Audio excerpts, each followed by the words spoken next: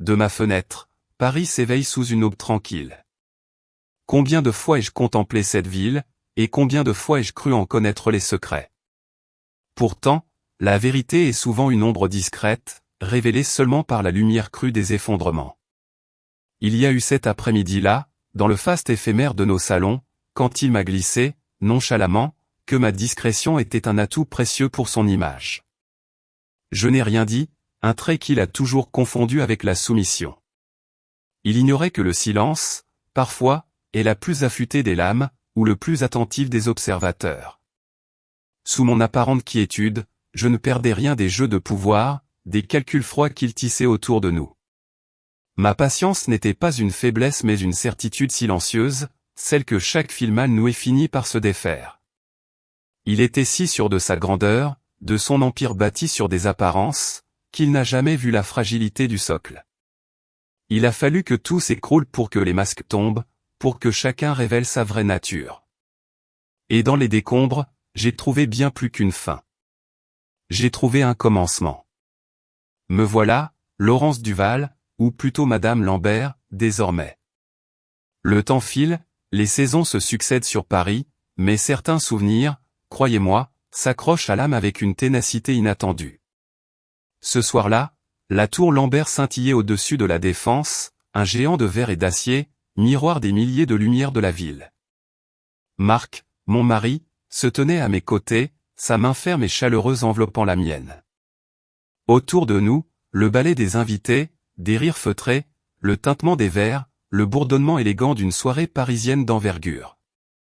Marc, PDG de Lambert Innovation, était un homme d'une présence discrète mais puissante, et à ses côtés, je me sentais enfin à ma place, en sécurité, respecté. Ses yeux, d'un bleu profond, se posaient parfois sur moi avec une tendresse infinie, une tendresse que je n'avais jamais cru retrouver. C'est dans ce moment de plénitude fragile que mon regard a croisé, au-delà des visages souriants, une silhouette familière, une ombre du passé que je pensais avoir définitivement chassée. Antoine Mercier. Il se tenait là, à quelques mètres, l'air aussi assuré, aussi impénétrable que dans mes souvenirs, mais son regard, un instant, s'est posé sur moi, chargé d'une lueur que je n'ai su déchiffrer.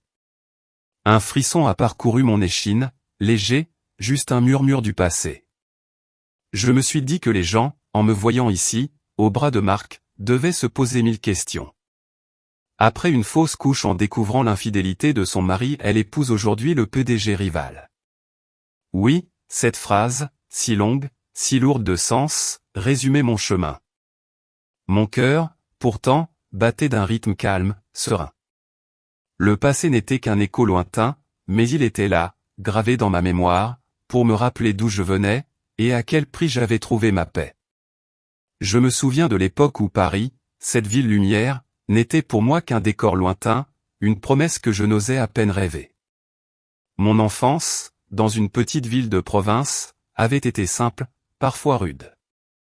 J'avais perdu mes parents, Daniel Duval et ma mère, très tôt, dans un accident bête. Il ne restait alors qu'un mince compte épargne et une boîte de vieux papiers de famille que je n'avais jamais eu le courage d'ouvrir. J'avais dû me battre, seul, pour chaque bourse, chaque petit boulot, chaque appartement modeste. Les gens, souvent, confondaient ma douceur avec de la faiblesse. Ils ne voyaient pas la résilience tranquille qui bouillonnait en moi, celle qui ne crie pas, ne demande pas d'attention, mais refuse de se laisser détruire. J'avais finalement obtenu mon diplôme en analyse de données dans une université régionale avant de venir à Paris, avec pour tout bagage une vieille valise et mon ordinateur portable, que je protégeais comme un trésor. Je travaillais alors comme analyste contractuel dans une firme financière de la Défense, un salaire modeste, des heures interminables, mais une stabilité chèrement acquise. C'est là, dans ce monde de chiffres et de cravates, que j'ai croisé Antoine Mercier. Il avait cette aura qui faisait basculer l'atmosphère d'une pièce entière, une mâchoire parfaitement dessinée, un costume impeccable, l'héritier d'un empire estimé à plusieurs milliards d'euros. Lorsqu'il est entré dans mon bureau pour une révision de contrat, j'ai supposé qu'il ignorerait mon nom. Mais il l'a retenu. Encore et encore. Il m'a envoyé des fleurs à mon poste de travail, m'a invité à dîner. Il s'est montré patient, doux, presque tendre. Cela ressemblait à un conte de fées véritablement impossible. Lorsqu'un homme comme Antoine posait son regard sur une femme comme moi, le monde entier murmurait un mot, chanceuse. Mais je n'étais pas tombée amoureuse de l'argent. J'étais tombée amoureuse de l'homme qui tenait ma main lors de nos promenades nocturnes, qui me posait des questions sur mes parents, qui parlait d'avoir une famille un jour. Je suis tombée amoureuse de la version de lui qu'il voulait que je voie. Ma grossesse, je m'en souviens encore, avait été un mélange d'espoir et d'une étrange appréhension. La réaction d'Antoine avait été immédiate, une joie trop rapide, trop orchestrée, presque jouée. Mais moi, désespéré d'amour et de l'idée d'une famille, j'avais ignoré cette pointe d'inquiétude au fond de ma poitrine. Je n'avais jamais vraiment remis en question pourquoi il insistait tant pour s'occuper seul de tous les arrangements du mariage, pourquoi il avait engagé une sécurité privée pour me protéger durant ma grossesse, ou pourquoi sa mère ne cessait de s'enquérir de ma lignée. Je balayais chaque signal d'alarme, chaque petite pierre qui aurait dû me faire trébucher, par ma soif de construire quelque chose de solide, de vrai. Mon père, Daniel Duval, avait eu cette sagesse de me dire un jour que l'amour ne se présente pas toujours comme on l'attend, mais je n'avais pas su décoder ces mots à l'époque. Ces petites choses s'accumulaient. Les absences d'Antoine devenaient plus fréquentes, ses explications plus vagues, un peu trop bien ficelées. Il me disait qu'il était accaparé par les affaires de Mercier Global Holdings, des négociations cruciales, des déplacements imprévus. J'essayais de le croire, de me convaincre que c'était le lot des épouses de grands dirigeants. Mais une solitude nouvelle commençait à s'installer, une solitude silencieuse qui résonnait dans les vastes pièces de notre appartement parisien. Je me souviens de m'être assise, seule, caressant mon ventre qui s'arrondissait, et d'avoir ressenti une pointe d'anxiété que je ne parvenais pas à nommer. La confiance, ce pilier invisible, commençait à s'effriter, non pas par des éclats violents, mais par de minuscules fissures, presque imperceptibles, comme une porcelaine ancienne qui, de l'extérieur, semblait encore parfaite. Je me voilais la face, cherchant à tout prix à préserver l'image du mari parfait que j'avais idéalisé, de la famille rêvée que j'étais sur le point de bâtir. Le jour avant notre mariage, ce jour censé être le début de mon conte de fées, fut le jour où mon monde s'est écroulé. Je cherchais un document pour le traiteur dans le bureau d'Antoine, lorsque, par pure inadvertance, mon regard est tombé sur un coffre-fort discret, habituellement fermé à double tour. Il était entrouvert. La curiosité, ou peut-être une intuition que je n'avais pas encore nommée, m'a poussé à jeter un coup d'œil. À l'intérieur, parmi d'autres papiers, se trouvait un document juridique, épais, portant le sceau de la famille Mercier Global Holdings. Mes mains tremblaient en le dépliant. C'était un contrat. Un contrat qui stipulait que je renoncerais à tous mes droits parentaux, au moment même où je prononcerais le mot oui. Mon enfant. Mon propre enfant serait enregistré directement sous Mercier Global Holdings comme une future revendication sur un patrimoine minier, un patrimoine dont je ne savais même pas que j'avais des liens. Le monde a basculé. Chaque geste d'Antoine, chaque sourire, chaque promesse, l'anneau de diamant que je portais, tout m'est apparu comme des chaînes. Mon cœur s'est serré d'une douleur lancinante. La nausée a monté. C'est à ce moment précis, comme si le destin voulait me frapper de toutes parts, que mon téléphone a vibré. Un message anonyme, une photo. Une photo d'Antoine. Avec Agnès Bélanger, une femme de la haute société parisienne que j'avais déjà aperçue dans les journaux mondains. Ils étaient proches, bien trop proches, et l'image était sans équivoque. La trahison, double, brutale. Mon enfant, mon amour, tout s'est effondré en un instant. Une douleur aiguë a transpercé mon ventre. Ce n'était pas juste une crampe. C'était un déchirement. Un déchirement qui a emporté mon espoir, mon enfant, mon avenir. Le sol a vacillé sous mes pieds, mon souffle est devenu court, et la pièce a tourné. J'ai crié, mais aucun son n'est sorti. J'ai tout perdu. Antoine est rentré peu après. J'ai essayé de le confronter, les larmes coulant sur mes joues. Il a simplement souri, m'a embrassé sur le front en disant que j'étais trop émotive, puis a tranquillement rangé le document dans le coffre-fort. Le lendemain matin, j'ai enfilé ma robe. Puis j'ai couru. Après cette nuit d'horreur, après avoir perdu mon enfant et découvert l'abîme de la trahison d'Antoine, le seul choix qui s'offrait à moi était la fuite. Je n'ai pas cherché la confrontation, pas de cris, pas de larmes supplémentaires devant lui. J'ai simplement annulé le mariage, sans donner d'explication tonitruante, sans chercher à faire scandale. J'ai retiré le peu d'affaires qui m'appartenaient et je suis retourné à mon ancien appartement, modeste, situé dans un quartier tranquille de Paris. Les rues animées de la ville lumière, ces cafés bourdonnants, ces monuments majestueux, tout cela semblait soudain si lointain, si étranger à ma douleur. Je me sentais déconnecté, comme une âme errant dans un corps qui n'était plus le sien. Les jours se sont transformés en semaines, et chaque soir, depuis la fenêtre de ma petite chambre, je regardais la tour Eiffel scintiller au loin, une étoile froide dans l'obscurité. Paris, autrefois synonyme de rêve et d'opportunité, était devenu le miroir de ma solitude, de mon vide intérieur. J'étais seul, encore une fois, face à ma douleur, face aux fantômes de mon passé et à l'absence déchirante de mon enfant. Les nuits étaient longues, peuplées de souvenirs amers, de questions sans réponse, mais aussi d'une rage froide, nouvelle, qui commençait à s'installer. Une rage non pas de vengeance, mais de justice. Je ne voulais plus être la victime silencieuse. Je voulais comprendre. Je voulais savoir pourquoi mon père, Daniel Duval, avait dû mourir dans cet accident que l'on m'avait raconté. Pourquoi ce patrimoine minier en les Pyrénées était-il si crucial pour la famille Mercier? C'est ainsi que j'ai commencé, discrètement, mes propres recherches. De mon ordinateur portable, mon seul trésor véritable, je plongeais dans les archives en ligne, les registres d'entreprise, les articles de presse anciens. Chaque document, chaque nom, était une pièce d'un puzzle macabre. C'est durant ces longues heures de recherche que, par hasard, le nom de Lambert Innovation et de son PDG, Marc Lambert, est apparu à plusieurs reprises, toujours en opposition avec les activités d'Antoine Mercier. Un concurrent. Un rival. Je l'avais entrevu à la télévision, son visage calme, ses yeux vifs, trahissant une intelligence rare.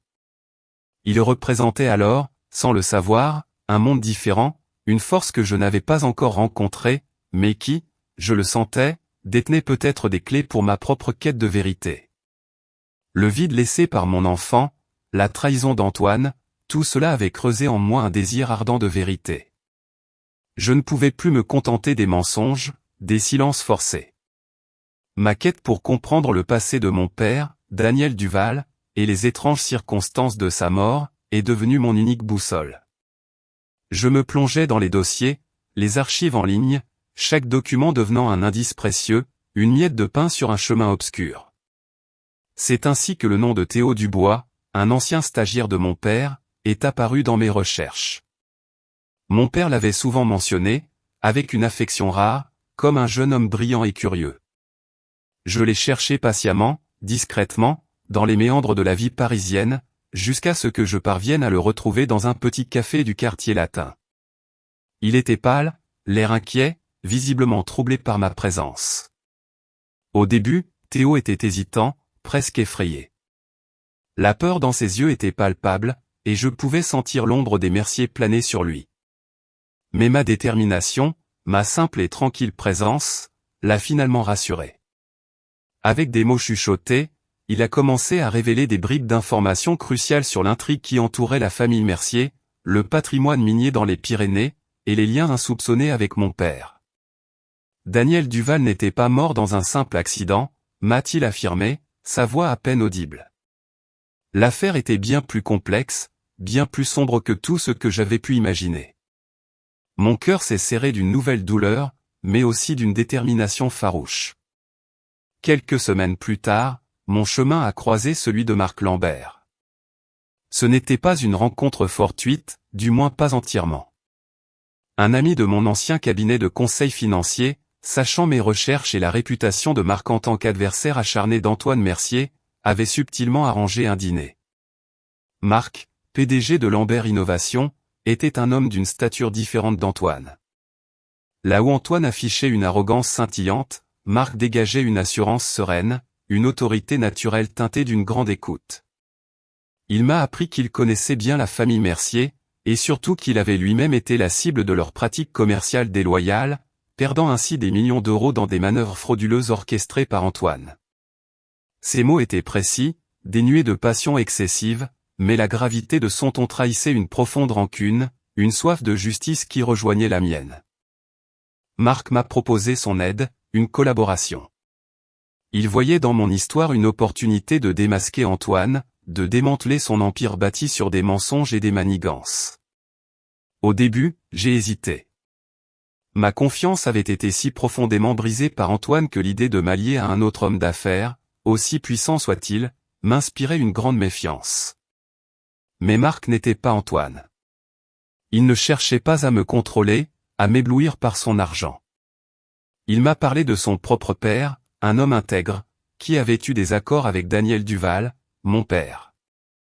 Ils étaient, m'a-t-il expliqué, partenaires dans la protection de ce patrimoine minier dans les Pyrénées, conscients de sa valeur inestimable et des dangers qu'il représentait. Antoine, m'a-t-il dit, avait tout manipulé, tout perverti pour son propre profit et celui de sa famille. Il m'a montré des documents, des correspondances, des preuves de ce partenariat oublié. Ces informations, combinées à celles de Théo, ont allumé une nouvelle flamme en moi. Petit à petit, au fil de nos rencontres discrètes, de nos discussions approfondies dans son bureau de la Tour Lambert ou dans de petits cafés anonymes, j'ai commencé à percevoir la véritable nature de Marc. Il était respectueux, à l'écoute, sans jamais tenter d'imposer sa volonté.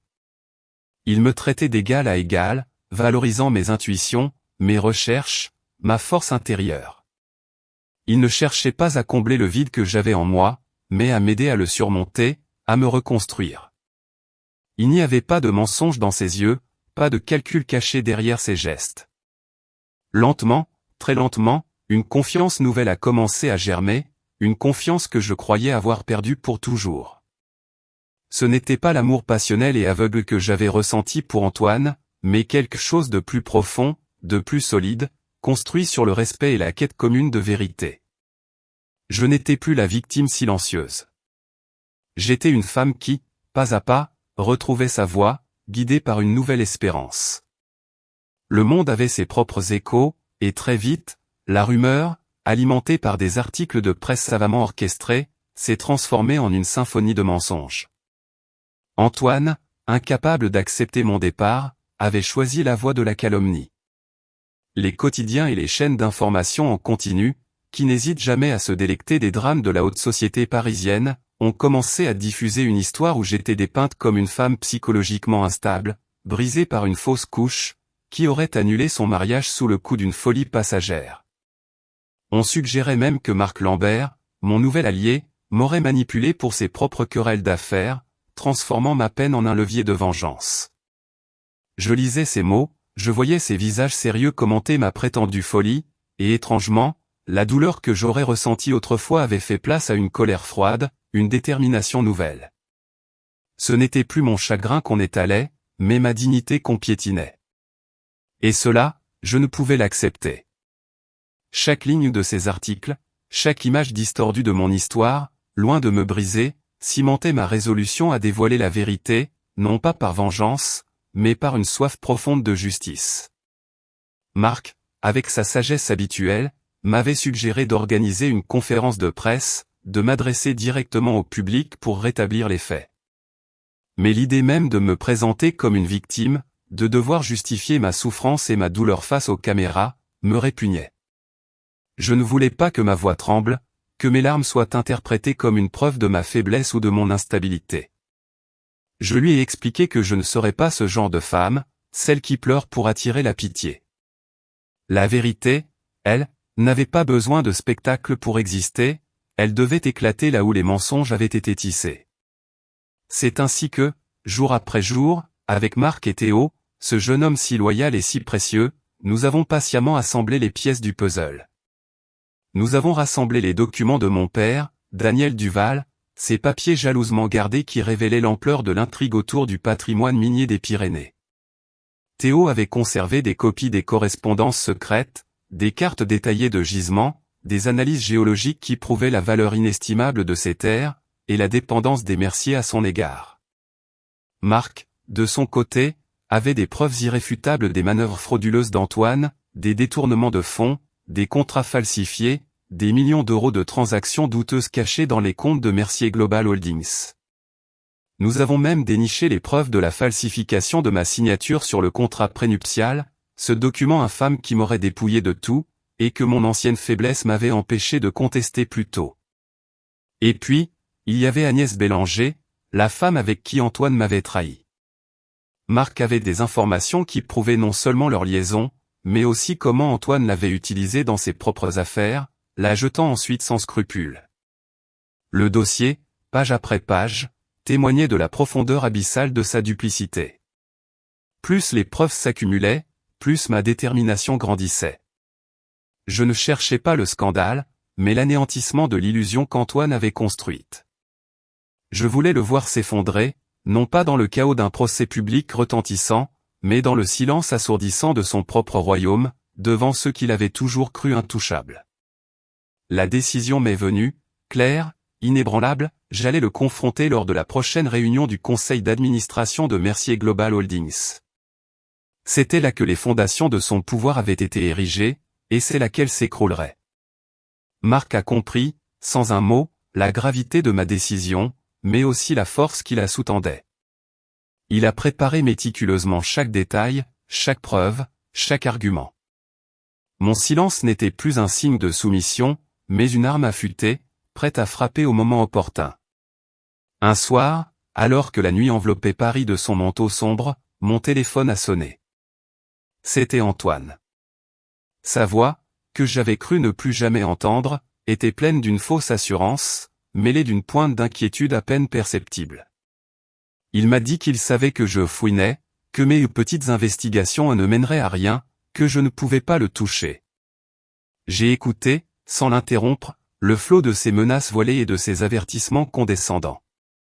Puis, quand il a enfin terminé, j'ai pris une grande inspiration, et j'ai parlé. Ma voix était calme, posée, dépourvue de toute émotion apparente, mais chaque mot portait le poids d'une certitude nouvelle. Je lui ai dit, avec une tranquillité qui l'a visiblement déconcerté, que son temps était compté, que les vérités cachées ne le restaient jamais éternellement, et que son empire, bâti sur le mensonge, finirait par s'écrouler de l'intérieur. J'ai raccroché sans attendre sa réponse, laissant son silence lourd et mes propres paroles résonner dans l'air. C'était la première fois que je le sentais vraiment effrayé. La partie était lancée. La salle du conseil d'administration de Mercier Global Holdings, au 35e étage d'une tour anonyme près de la bourse, était baignée d'une lumière froide ce matin-là. Une atmosphère lourde pesait sur l'air confiné, bien avant que nous n'entrions. Les 12 membres du conseil, des visages graves et souvent familiers des cercles financiers de Paris, étaient déjà installés autour de la longue table de marbre poli. Antoine, mon ex-futur mari, trônait à la tête, son sourire habituel, un peu trop figé, trahissant une tension qu'il s'efforçait de masquer. Sa posture était rigide, celle d'un homme qui se croit encore maître de son domaine, ignorant que les fondations commençaient déjà à vaciller. Marc Lambert marchait à mes côtés, son calme habituel étant une forteresse. Derrière nous, Théo Dubois, le jeune homme courageux, serrait sa sacoche contre lui, un peu pâle mais déterminé. Et puis, il y avait Agnès Bélanger, élégante, glaciale, dont la présence a fait froncer les sourcils de plusieurs membres du conseil. Elle était l'ancienne maîtresse d'Antoine, celle qui avait indirectement précipité ma chute et ma prise de conscience, et sa présence ici était le premier coup de maître de Marc. Antoine, en nous voyant entrer, n'a pu retenir un rictus. Son regard s'est posé sur moi avec un mélange de mépris et d'incrédulité. Il a tenté d'imposer son autorité dès l'instant où nous avons franchi le seuil. Sa voix, sèche, a retenti dans la pièce, questionnant notre droit d'être là, tentant de me rabaisser, de me faire passer pour une femme dérangée, manipulée par un rival. Mais je suis restée silencieuse, mon regard clair, ne trahissant aucune émotion. Ma dignité, ma force nouvelle, était ma seule réponse. C'est Marc qui a brisé le silence. Avec une précision chirurgicale, il a commencé à exposer les preuves que nous avions patiemment rassemblées. Sa voix était posée, professionnelle, chaque mot pesant son poids d'accusation. Il a parlé de la fraude financière, des millions d'euros détournés des caisses de Mercier Global Holdings pour financer des opérations illégales, des manipulations du marché boursier qui avaient profité à Antoine et à sa famille, tout en lésant des investisseurs. Il a ensuite révélé la falsification de documents, des contrats trafiqués, y compris ce fameux accord prénuptial que j'avais découvert, où ma signature avait été imitée pour me dépouiller de tout droit sur le patrimoine minier lié à mon père, Daniel Duval. Le visage d'Antoine, au fur et à mesure que Marc déroulait les faits, perdait de sa couleur, ses traits se tendaient, mais il gardait une façade d'indignation, prétendant à une machination, à une conspiration orchestrée par Marc. Puis Agnès a pris la parole. Sa voix, étonnamment calme et détachée, a jeté une lumière crue sur les manigances de la famille Mercier. Elle a révélé comment Antoine et son père avaient sciemment manipulé les informations autour du patrimoine des Pyrénées, comment ils avaient usé de leur influence pour écarter mon père, et comment elle-même avait été utilisée comme un pion dans leur jeu de pouvoir, une simple distraction pour masquer leurs véritables intentions. Le conseil, qui jusque-là observait avec une curiosité mêlée de scepticisme, a commencé à murmurer, les regards se tournant vers Antoine avec une pointe de suspicion. L'air se densifiait, et la façade d'Antoine se fissurait, morceau par morceau. Ce fut ensuite le tour de Théo. Le jeune homme, bien que visiblement nerveux, a puisé dans une réserve de courage que je ne lui connaissais pas. Ses mains tremblaient légèrement en posant sur la table des chemises remplies de documents, des schémas, des rapports scientifiques. Il a expliqué, avec une clarté désarmante, la valeur inestimable des gisements miniers des Pyrénées, et la méthode d'extraction exclusive développée par mon père, Daniel Duval. Il a ensuite dévoilé le secret le plus sombre des Mercier, une condition génétique héréditaire, grave, qui affectait la lignée masculine de la famille. Cette condition nécessitait un traitement coûteux et des composants rares, dont la seule source se trouvait précisément dans ces mines. Antoine et sa famille avaient dissimulé cette maladie pendant des décennies, manipulant les gouvernements et les institutions pour obtenir un monopole, rendant ainsi ma famille, et le patrimoine de mon père, indispensables à leur survie. La révélation a frappé la salle comme une onde de choc. Les murmures se sont intensifiés, les visages des membres du conseil affichant de la consternation. Antoine s'est levé d'un bond, son visage déformé par la fureur, criant à la diffamation, au complot, mais ses mots se perdaient dans le brouhaha grandissant. C'est alors que les portes de la salle se sont ouvertes, sans un bruit, et une nouvelle silhouette est apparue. Un homme élancé, aux yeux d'ambre, dont la ressemblance avec mon père m'a coupé le souffle. C'était Romain Duval, mon cousin. Je l'avais entrevu une seule fois, des mois auparavant, dans un petit café de province, un étranger qui m'avait offert un chocolat chaud, une main tendue dans ma détresse. Il avait secrètement suivi Antoine, rassemblant des informations de son côté. Son apparition inattendue a plongé la salle dans un silence glacial. Romain, avec une gravité posée, a présenté un dernier dossier, un dossier scellé. Les preuves qu'il contenait étaient irréfutables, des enregistrements, des témoignages, des relevés bancaires. La révélation finale, celle qui a figé le sang dans les veines de tous les présents, fut celle-ci: le père d'Antoine Mercier avait sciemment ordonné le meurtre de Daniel Duval, mon père, pour s'approprier le patrimoine minier et garantir l'accès aux ressources vitales pour sa famille. Antoine, son fils, avait validé le versement de millions d'euros pour couvrir le crime. Les masques sont tombés. Le choc était palpable, mêlé de dégoût. Antoine était démasqué, non pas comme un simple homme d'affaires sans scrupules, mais comme l'héritier d'une lignée de meurtriers et de manipulateurs. Madame Beaumont, une membre du conseil d'administration respectée, dont l'âge et la réputation conféraient une autorité incontestable, a levé la main pour réclamer le silence. Son visage, empreint de gravité, s'est tourné vers Antoine, dont les yeux, à cet instant, reflétaient une panique que je n'avais jamais vue. Elle a lu d'une voix ferme et claire la décision du conseil. Monsieur Mercier, a-t-elle déclaré, chaque mot résonnant avec une force implacable, ces preuves, accablantes et irréfutables, démontrent une série de fraudes, de manipulations et d'un complot criminel sans précédent.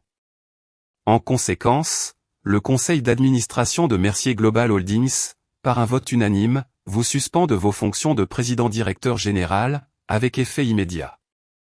Antoine a chancelé, son visage blême, ses lèvres tremblantes tentant de former des mots qui ne sont pas venus. Le silence qui a suivi était assourdissant, un silence de défaite, lourd de sens, un silence qui annonçait la chute d'un empire. La justice, enfin, commençait à se frayer un chemin.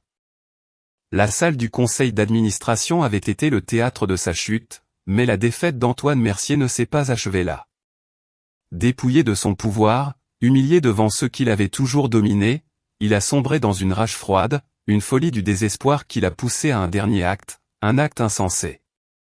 Alors qu'il était escorté hors du bâtiment par la sécurité, il est parvenu à échapper à leur vigilance, profitant d'un instant de confusion.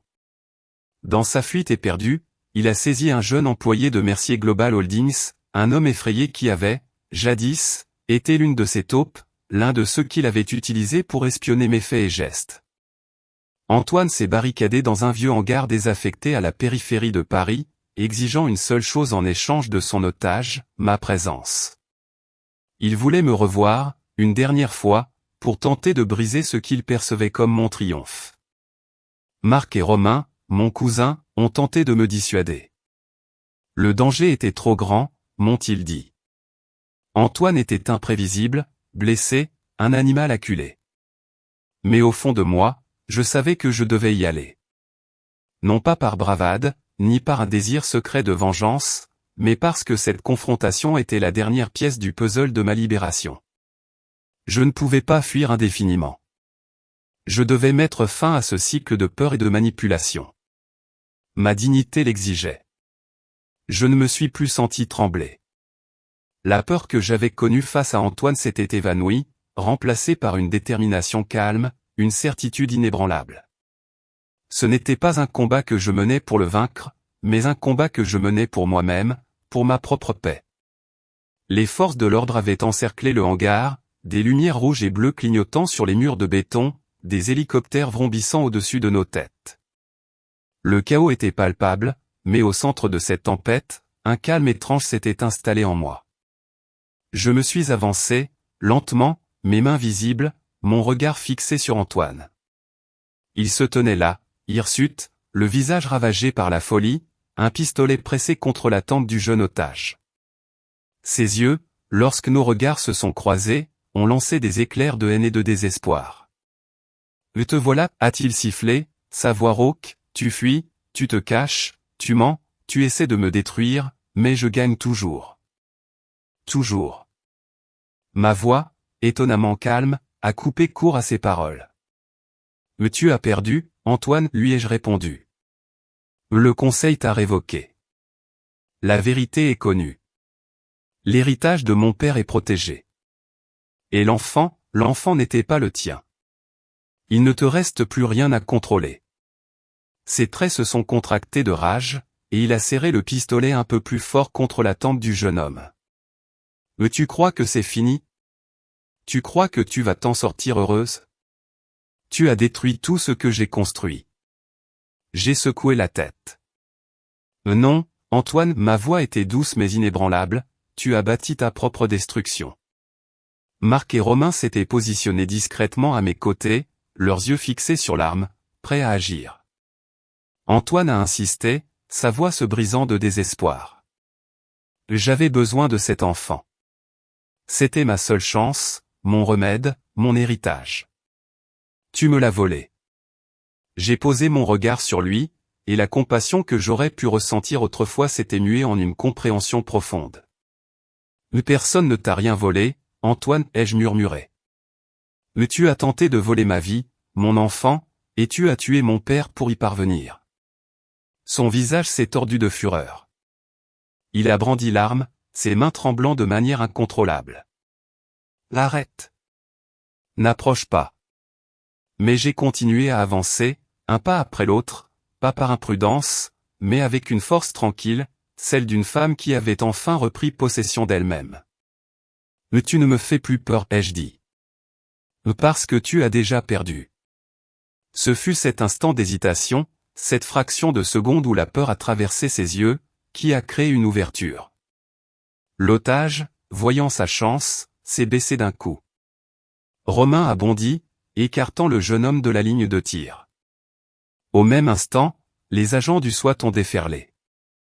Antoine a tiré, le coup de feu a claqué, mais la balle s'est fichée dans le béton derrière moi. Marc m'avait tiré contre lui, me protégeant de son corps. Antoine a été plaqué au sol, son arme arrachée, tandis qu'il hurlait, se débattant, comme un roi déchu voyant s'effondrer le dernier morceau de son royaume. C'était fini. Vraiment fini. Quelques mois se sont écoulés depuis le chaos, depuis cette nuit où le royaume d'Antoine s'est effondré sous le poids de ses propres mensonges. Paris, une fois de plus, avait pansé ses plaies, et mes propres blessures, profondes et douloureuses, commençaient à se refermer. Le bruit du monde s'était estompé, et dans ce silence retrouvé, j'ai trouvé une nouvelle forme de paix, une liberté que je n'avais jamais connue. Marc Lambert et moi nous sommes mariés, non pas dans le faste tapageur des grandes réceptions parisiennes, mais dans l'intimité douce d'une petite cérémonie sur les rives de la Seine. Le soleil d'automne jouait avec les feuilles des arbres, dorant l'eau du fleuve d'une lumière douce. Il n'y avait pas de caméra, pas de journalistes avides, seulement Marc et moi, et quelques êtres chers, Romain Duval, mon cousin, dont le soutien silencieux avait été une encre précieuse. Théo Dubois, le jeune homme courageux qui avait risqué tant pour la vérité. Madame Beaumont, le membre du conseil dont la dignité avait présidé à la chute d'Antoine. C'était un mariage simple, authentique, ancré dans l'amour et le respect mutuel. Je portais une robe simple, sans prétention, et en ce jour, je me sentais plus belle, plus entière que jamais. Marc, en me regardant, n'avait pas les yeux d'un homme qui admire un trophée, mais ceux d'un homme qui voit l'âme d'une femme qu'il chérit. Ce matin-là, en admirant les toits de Paris se réveiller sous un ciel lavé, j'ai ressenti une quiétude profonde. Je ne pensais plus à Antoine, ni à ce qu'il avait perdu. Sa déchéance était le fruit de ses propres choix, une conséquence naturelle que je n'avais pas cherché à orchestrer par vengeance. Ma vie n'était plus définie par son ombre. Marc s'est approché, me tendant une vieille enveloppe jaunie. C'était l'une des dernières choses que son père avait conservées, un petit trésor qui avait échappé à la tourmente. À l'intérieur, parmi les vieux papiers, il y avait une lettre, écrite de la main de mon père, Daniel Duval. Mes doigts ont tremblé en la dépliant. Laurence, ma fille, commençait-elle, la calligraphie familière me submergeant d'une émotion douce amère, si tu lis cette lettre, c'est que tu as survécu. Vis libre, aime courageusement, et ne laisse jamais la peur dicter ton avenir. Ton père. Les larmes ont coulé, des larmes de libération, de gratitude. Mon père avait toujours su. Il avait toujours voulu que je trouve ma propre voie, ma propre force, loin des ombres du passé. J'ai compris alors que mon véritable objectif n'était pas de me venger d'Antoine, de l'humilier ou de lui faire payer ses crimes. Mon objectif était de me retrouver, de construire une vie basée sur la vérité, sur l'authenticité de mes sentiments et de mes valeurs. Avec Marc, j'ai trouvé bien plus qu'un mari. J'ai trouvé un partenaire, un égal, un homme qui me respecte, me soutient et m'aime pour qui je suis, sans artifice, sans calcul. Notre vie commune, simple et profonde, était la véritable victoire. Une victoire non pas sur un adversaire, mais sur la peur, sur le doute, sur les chaînes invisibles du passé. Le soleil montait doucement sur Paris, illuminant la Seine d'une lueur dorée, et je savais, au plus profond de mon être, que les tempêtes étaient derrière moi, remplacées par une lumière nouvelle. Et c'est ainsi que l'histoire de Laurence, une histoire qui aurait pu n'être qu'un drame amoureux et une quête de vengeance, s'est achevée. Mais en vérité, elle est devenue une symphonie sur la dignité et la liberté. Antoine Mercier a chuté, non par manque de fortune ou de pouvoir. Il détenait un empire estimé à des milliards d'euros et une position que beaucoup enviaient. Sa plus grande erreur fut d'évaluer les êtres humains à l'aune de leur apparence ou de leur silence humble. Il méprisait Laurence, son ex-épouse, la considérant comme un simple instrument, une pièce dans son jeu de pouvoir, sans jamais percevoir le cœur résili ou l'intelligence profonde qui se cachait en elle. La conséquence de cette arrogance fut qu'il détruisit lui-même tout ce qu'il avait, de sa famille à sa carrière, par son propre mépris et son manque de respect envers sa compagne. La raison profonde de cette trahison ne résidait en aucune faiblesse de Laurence. Au contraire, elle provenait de l'insécurité et de l'ego fragile d'Antoine lui-même. Il avait besoin de se sentir indispensable, de contrôler et de voir les autres dépendre de lui pour affirmer sa propre valeur. Face à une femme silencieuse mais autonome, puissante sans ostentation comme Laurence, l'ego chancelant d'Antoine s'est effondré. Il ne pouvait accepter quelqu'un qu'il ne pouvait pas manipuler entièrement, et c'est alors qu'il chercha l'affirmation ailleurs, par le contrôle et la trahison. La véritable victoire de Laurence ne fut pas de se venger d'Antoine, de l'humilier publiquement ou d'étaler sa nouvelle position aux côtés de Marc Lambert. Sa victoire fut de préserver sa dignité. Elle s'est retirée sans explication, sans amertume, et a vécu fidèlement à ses propres valeurs, sans jamais permettre à quiconque de la définir ou de la déformer. Elle ne s'est jamais abaissée au niveau de celui qui l'avait trahi. C'est la sérénité qui naît de la compréhension de la vérité et du choix de son propre chemin, un chemin qui mène à la liberté intérieure et à un amour authentique, fondé sur le respect et la sincérité. La vie est un long voyage, et la véritable valeur réside dans la manière dont nous affrontons les tempêtes, non dans notre capacité à les éviter. Et la liberté n'est pas de faire ce que l'on veut, mais de ne pas faire ce que l'on ne veut pas. Qu'avez-vous pensé du parcours de Laurence, chers auditeurs? N'hésitez pas à partager vos réflexions dans les commentaires ci-dessous. C'est ici que s'achève l'histoire de Laurence. Que pensez-vous du parcours de Laurence et de ses décisions? Auriez-vous agi différemment si vous aviez été à sa place?